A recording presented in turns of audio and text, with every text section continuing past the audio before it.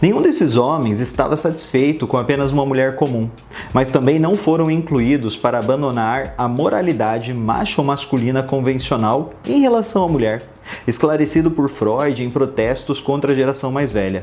Todos eles desejavam essa nova mulher e sua vontade inovadora de liberdade, mas eles rejeitaram, mais ou menos brutalmente, a noção de que eles também deveriam adotar novas atitudes, se tornarem novos homens.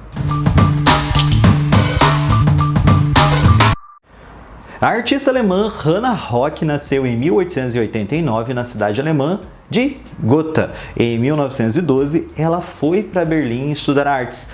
Porém, em 1914, com a explosão da Primeira Guerra Mundial, ela acabou voltando para Gotha e começou a trabalhar junto da Cruz Vermelha, ajudando as pessoas ali naquele conflito, ajudando as pessoas naquela situação de guerra. No ano seguinte, ela volta para Berlim para dar continuidade nos seus estudos e acaba se aproximando de um dos mais famosos dadaístas, Raoul Hausmann. Primeiro eles se tornaram amigos e depois eles acabaram desenvolvendo um relacionamento amoroso.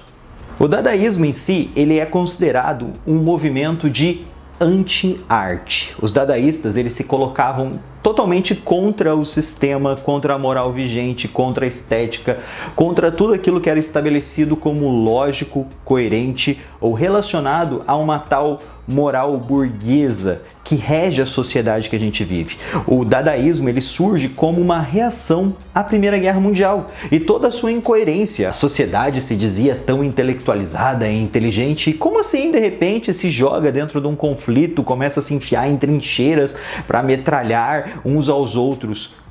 Isso é lógico? Isso é coerente? Ficar se matando por isso faz algum sentido? Os dadaístas diziam que não.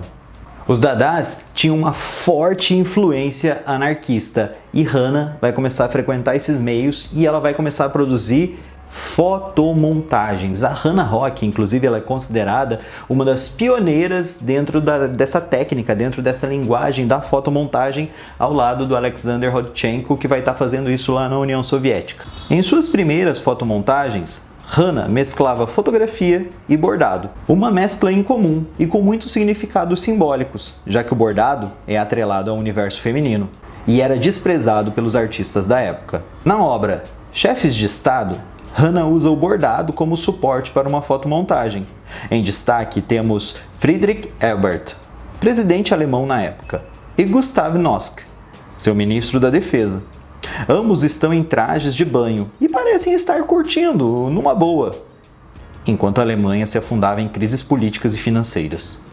A fotografia é quase um deboche com a população que precisa se virar de alguma forma, e é aí que entra a importância do bordado, já que ele e a costura em si era uma fonte de renda de muitas famílias alemãs na época, e era uma atividade desprezada por ser feminina.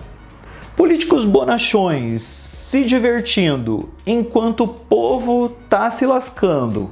Onde será que eu já vi isso? Na fotomontagem Golpe com uma faca de cozinha, dada na última época cultural da barriga de cerveja da República de Weimar, Hannah cria um grande conglomerado de figuras antagônicas. De um lado, os dadaístas, com fotografias e imagens dos artistas e apoiadores do movimento, engrenagens e o povo nas ruas, nada muito organizado ou coerente. No canto superior direito estão as figuras anti-Dada, representadas por fotos e montagens de figuras ligadas ao governo alemão da República de Weimar, o antigo Kaiser e figuras da monarquia e do exército. Essa obra em si é um grande manifesto político. Anos depois, a artista faria obras de teor crítico e contundente na série Sem Título, de um museu etnográfico, onde ela combinou fotografias das obras de museus etnográficos com fotografias de modelos europeias, criando uma mescla entre culturas, corpos e contextos, satirizando as ideias de beleza, negando a pureza de uma raça e escrachando o uso do corpo da mulher como um objeto na obra para atender o exotismo e o erotismo masculino. Máscaras africanas, deusas mesopotâmicas, impressões de obras renascentistas. Tudo se funde em corpos desconexos e desproporcionais.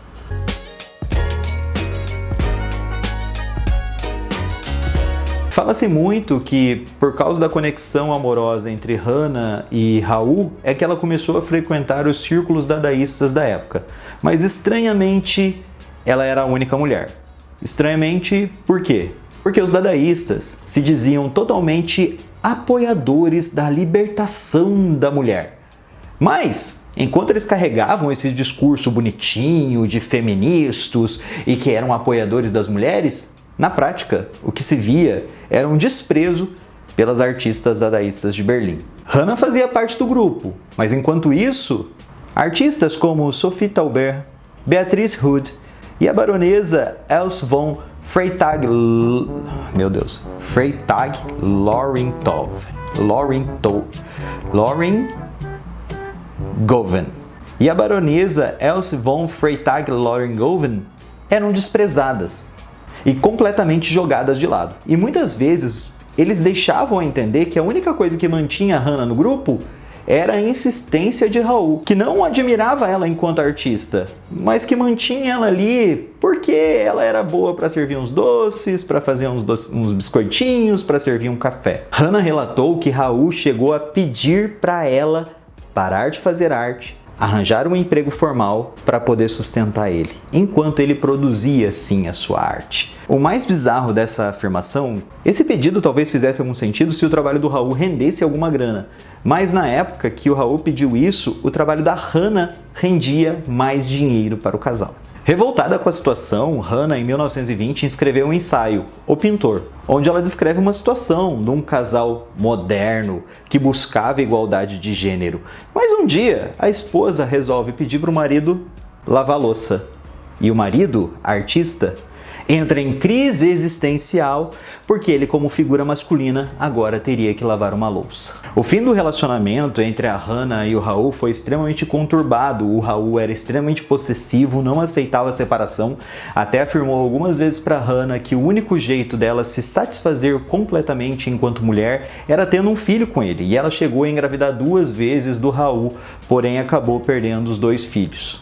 A Hana acabou terminando com o Raul em 1922 e em 1926 a Hana se juntou com Matilda Till Brugmann. O relacionamento delas foi tão intenso, esse casamento entre elas foi tão intenso que ainda em 1926 a Hana se mudou para Haia para viver junto com a Matilda e rolou ali todo um caso de companheirismo. Era um relacionamento amoroso entre 2 mulheres, a paixão delas era pública, só que Hana não gostava que classificassem o relacionamento delas como lésbico, já que a Hana era bi, então ela não era lésbica. Então desde aquela época a gente meio que via ali essa invisibilidade bissexual. E gente, a Hana era dadaísta, anarquista. Vocês acham que ela ia querer ficar presa a um rótulo só? É doido.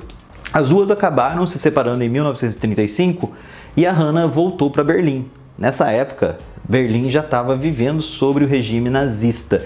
Hana começou a atuar com a sua arte ali, com provocações, questionando essa questão da pureza da raça ariana, porém ela começou a ser perseguida pela Gestapo e ela teve que ter uma atuação muito mais discreta nesses anos aí do regime nazista. Mas ela acreditava que era o trabalho dela enquanto artista alemã continuar em Berlim, oferecendo resistência a todas as abobrinhas que o governo propagava e estando ali para apoiar os seus. Infelizmente, o reconhecimento de Hana demorou muitos anos para vir, já que, como ela era uma mulher dentro daquele grupo dadaísta que era muito fechado e machista, os trabalhos dela não eram tão valorizados e acabavam não ganhando tanto destaque dentro da história da arte, já que a gente sabe que quem tem destaque dentro da história da arte também são artistas homens. Raras exceções são mulheres. A gente percebe ainda essa invisibilidade das mulheres dentro da história. Ela foi pioneira no trabalho da fotomontagem, mas foi completamente desprezada porque era uma mulher. Mulher guerreira, Hana Rock. Atuou contra os nazistas, sobreviveu a relacionamentos abusivos. Me conta aí, o que você acha dessa artista? Você já conhecia a história de Hana Rock? Você já sabia desse lado aí meio boy lixo do Raul Hausmann? Legal a gente pensar essas histórias, legal a gente rever a biografia de mulheres aí dentro da história da arte, principalmente mulheres maravilhosas como a Hana, que estava lá enfrentando nazista, dando de dedo naquela sociedade carregada de preconceitos, sendo quem ela era e fazendo o que ela queria. Inspiração, hein?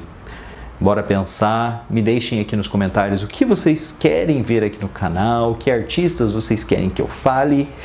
Fiquem bem e até a próxima. Nos acompanhe também nas redes sociais, Twitter e Facebook Arte de Segunda, no Instagram Rodrigo Retica, e você pode contribuir financeiramente pelo apoia.se/Arte de Segunda.